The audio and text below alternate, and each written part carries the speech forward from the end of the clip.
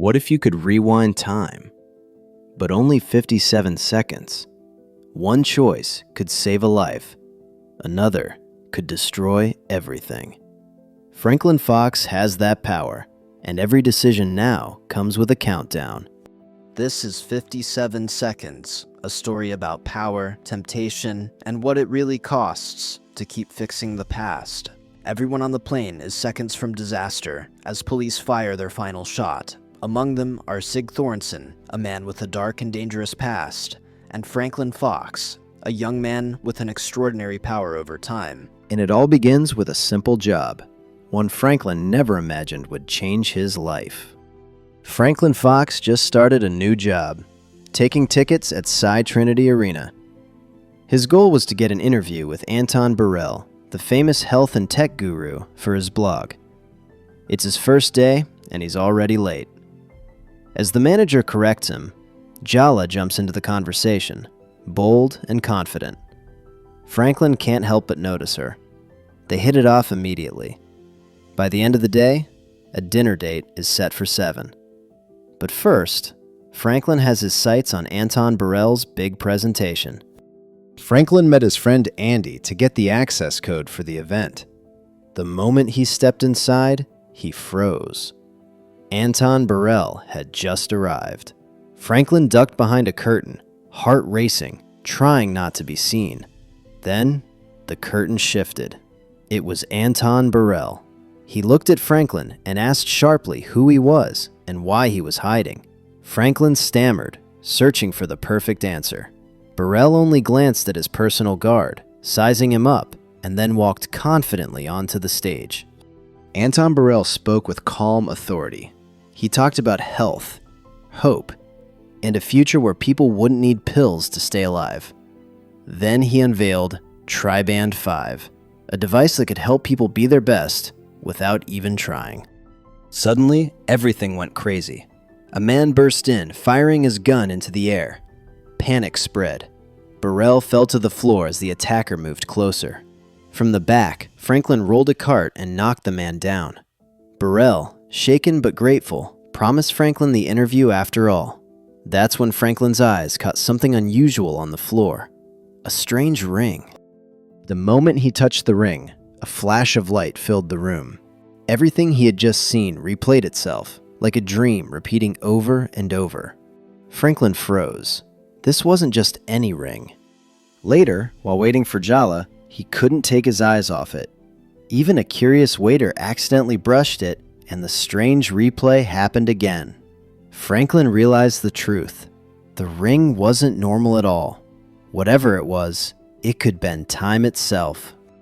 Franklin realized his dinner date with Jala had already passed. Checking his stopwatch, he measured how much time had been lost. Using his new power, he replayed the moment again and again, waiting for the exact second Jala would walk into the bar. Finally, she arrived, just as he had planned. The night stretched on, full of laughter and easy conversation, as if they had known each other for years. Sparks flew as they arrived at Franklin's house, but bedtime didn't go smoothly. Jayla's questions kept interrupting, and Franklin rewound the moment again and again until it finally felt perfect. She had no idea she was part of his strange game, yet she already saw him as the perfect man. News of how Franklin had saved Burrell spread like wildfire, just within 24 hours. But not everyone was happy. Sig Thornton, Burrell's longtime rival, saw it as a threat. His plan was simple: prove the attack story was fake. Franklin was the perfect tool to make it happen. Just as Franklin tried to enjoy the calm after a night with Jala, reality hit. His car was being towed. And then, the TV flickered with something impossible. The Paragon Casino Resort. Adventure and danger were calling once again. Minutes later, he was there, diving straight into the games. Every loss disappeared.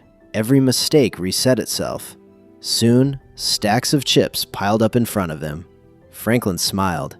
He had enough not just to get his car back, but to buy a brand new one. Thrilled by his success, Franklin returned the next day. But luck ran out fast. As he stepped out with his winnings, a sudden blow sent him crashing to the ground. He rewound the moment, but no matter what he tried, the hit still landed. Just then, a man appeared to help him. Calvert, one of Sig Thornson's men.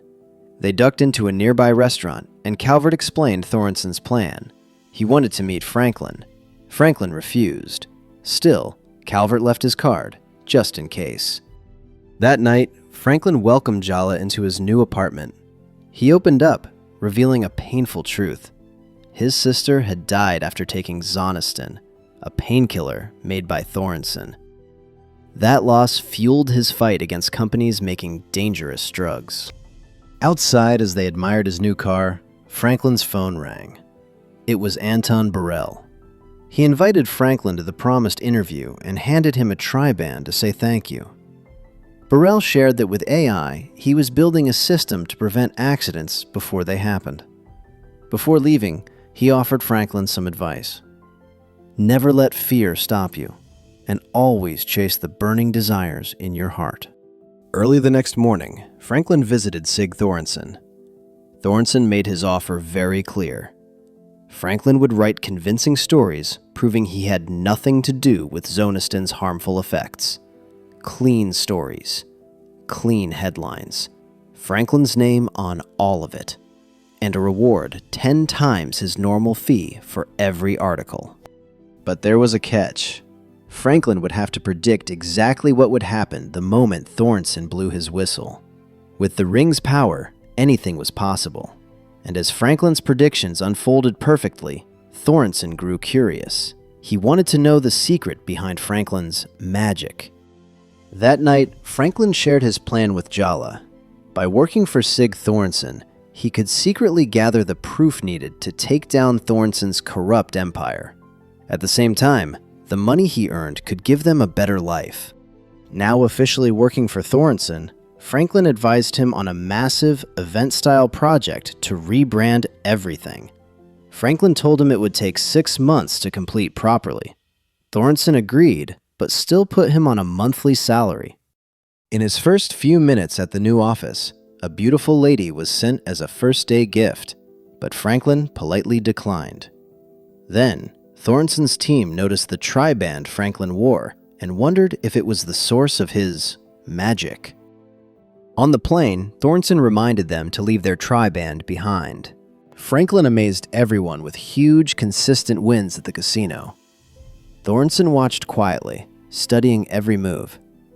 His men kept an eye on Franklin too, but reported nothing unusual. As Franklin danced with Jala, he suddenly spotted Burrell's personal guard nearby. Quickly, he slipped the ring into his pocket. Was something about to happen? Of course, something strange did. A man in a suit stormed in, firing his gun. Sig Thornson and Jala were shot. Franklin acted instantly, touching the ring, and just like before, the whole scene started over. When things returned to normal, the man tried again, but Franklin swung a wine bottle, knocking him down. In that moment, Thornson realized Franklin had truly saved his life. News spread fast. Franklin, the superhero, had saved Sig Thornson just 6 months after saving Anton Burrell. Watching from his laptop, Franklin discovered something else.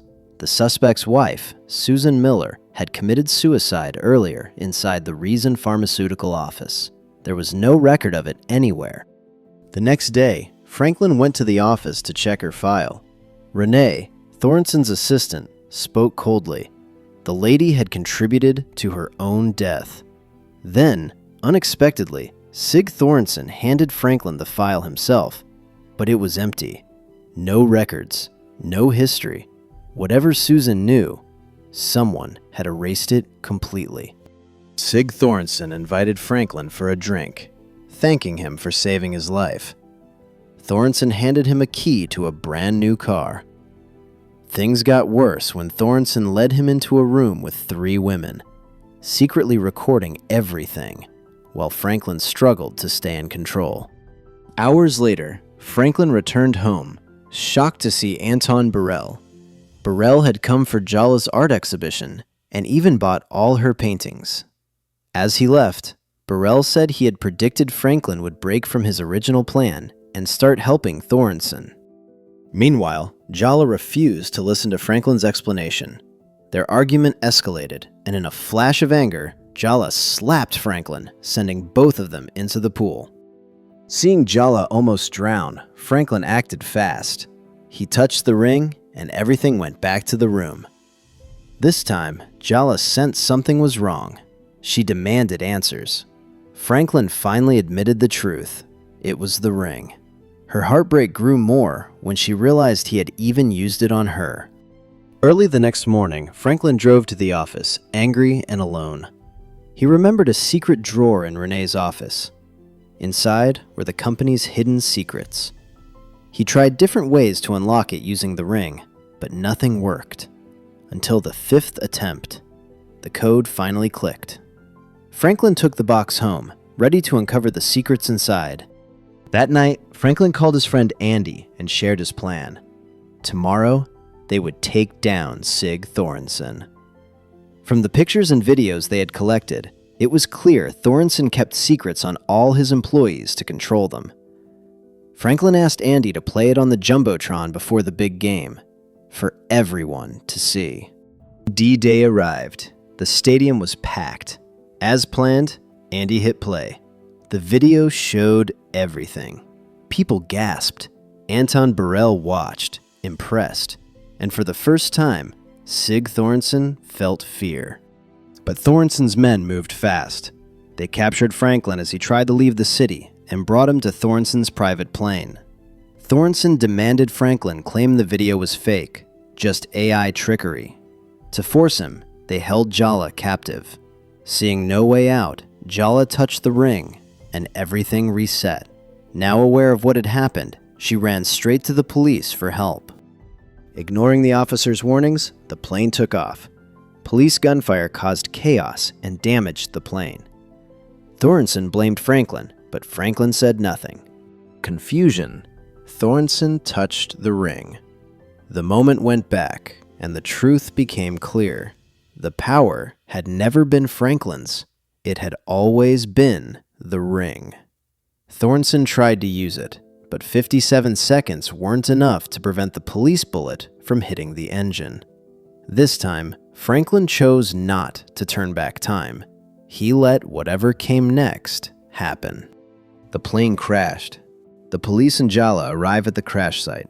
Renee, Calvert, and Franklin managed to survive the accident, but right after they moved away, the plane exploded with Sig inside.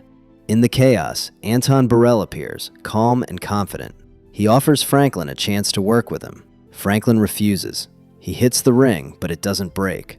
Instead, he lets it go, dropping the triband as he walks away with Jala, choosing a quieter, more real life. In letting the ring go, Franklin finally understood what time had been trying to teach him all along. It hadn't just given him second chances.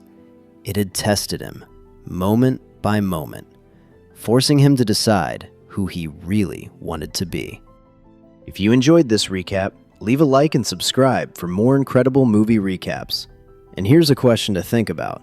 If you could rewind time, even for just 57 seconds, what would you do? Thanks for watching.